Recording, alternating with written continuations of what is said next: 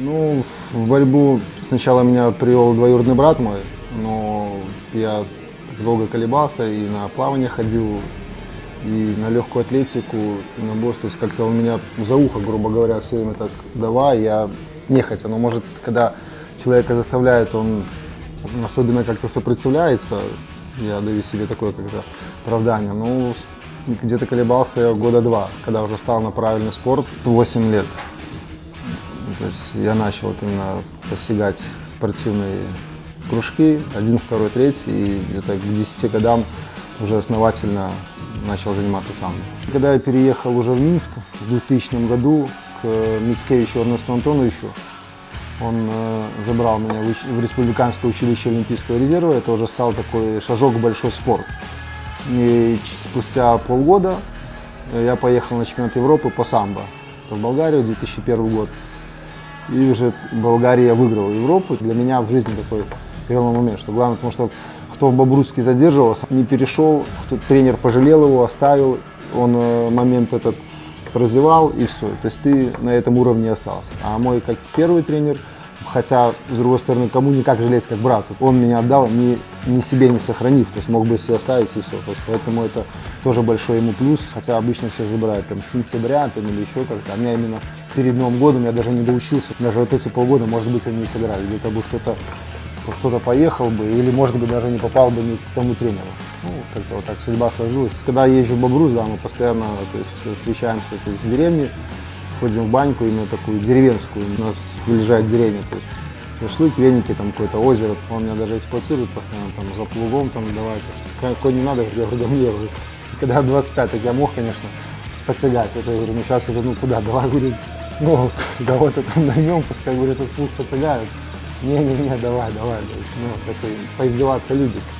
Ну, если бывает, скапливается энергия, когда отпуск, еще что-то, когда ты уже организм требует какой-то разрядки, то, конечно, есть моменты, когда тебя где-то могут спровоцировать, могут чуть-чуть вывести из равновесия. Ты лучше уже думаешь, ай, что же трогать. То есть лень какая-то присутствует, потому что думаешь, лучше эту энергию выпустить на тренировке в правильный русло. Раньше, когда там душа нараспашку, там зовут там, пошли там в футбол, пошли в баскетбол, пошли в регби, там в регби в любом случае ты где-то сталкиваешься лбами с кем-то, то есть проявляется какая-то агрессия, или толхались, сбились.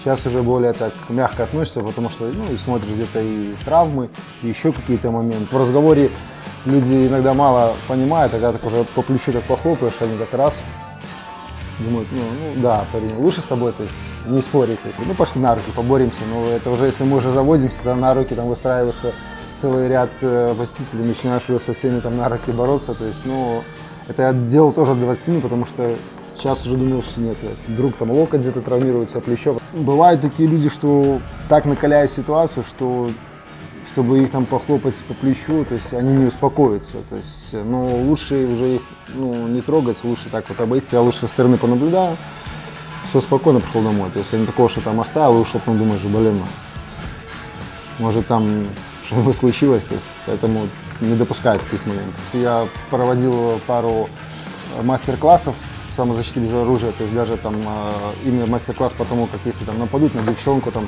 как избежать конфликта, там, что применить или еще, чем мне нравилось, что удобно объяснить прием, обычно даже девчонке, которая не владеет какими-то единоборствами или самбо, то есть и все понятно, то есть раз ударил, убежал, там, бросился, то есть и ты в этой ситуации и избавишься от конфликта, и человек уже будет лежать на полу, то есть без каких-то там серьезных телесных повреждений. Я еще работником МЧС являюсь. В Слуцке есть, потом в Гомеле отделение самбо открылось. И мы вот так путешествуем. Они меня попросили в Слуцк взять все свои медали, все бейджики, там пару кубков. Мы сделали 2 стенда, показали мастер-класс по самбо.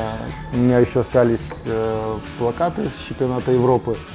И кто там принимал мастер-классы, подписи, я говорю, давайте вот угадаем, сколько медалей. То есть вы здесь висят, там мы 2 стенда выставили, то есть гадали, но с раза 5-го угадали. То есть, ну, что у меня в данной в коробке было, это 87 медалей было в этой коробке. То есть, ну, это именно практически с международных стартов. То есть там республика или еще что-то, их там нет, потому что я их то маме отложу там с кубками, то еще где-то. То есть, а самые ценные уже хранятся. Хотя все медали ценные. Ценность можно разделить. То есть первое, это вот когда я говорил, поехал на чемпионат Европы в 2001 в Болгарию. То есть она была для того, что ценная, потому что это был такой шаг в большой спорт.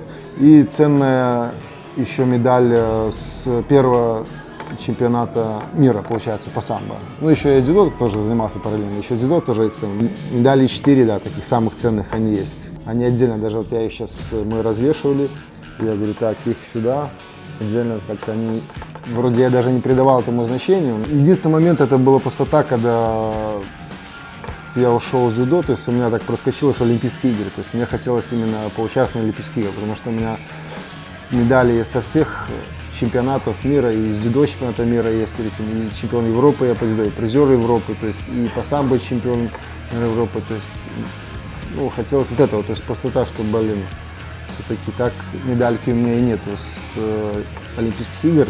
Я ну, побывал, да, съездил, 7-м стал на Олимпийских играх, но все равно вот это единственное неудовлетворение, что у меня есть. Мои броски просто были в основном коронные, это броски за ноги, проходы в ноги, все, что связано с ногами, и все комбинации даже. То есть даже я там делал и плечи, и пистолет, но это все было в комбинации с ногами. То есть ноги где-то отвлекал, человек менял стойку, все комбинации пропали. Все говорят, ну ты же там делал и плечи, и это что тебе?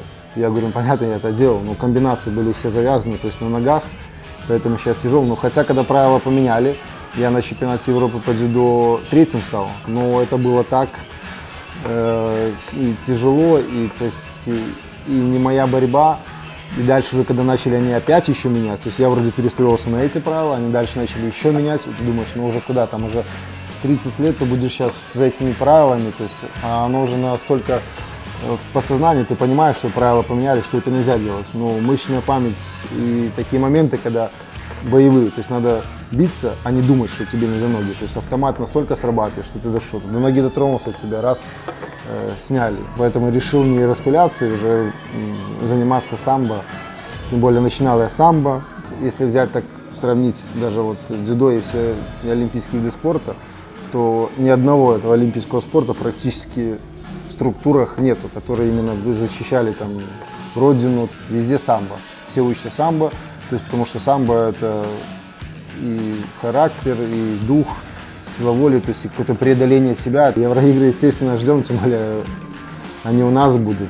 Хотелось, чтобы была золотая медаль, потому что это может быть какая-то будет даже компенсация, что в дзюдо там с Олимпийских игр там не было медали. Все готовятся, все именно соперники достойные, тем более все наши европейцы, все номера, с которыми то есть, идет борьба кость в кость. То есть, грубо говоря, такого нету, что можно сказать, там, что я оцениваю там это. Естественно, что я буду все свои силы только на победу настраивать. Стены будут поддерживать, как мы едем там в одну школу, во вторую, в третью, и все уже знают, что европейские игры будут уже у нас, и все детишки спрашивают, и все говорят, мы приедем, где-то это даже тебя в каких-то моментах бодрит.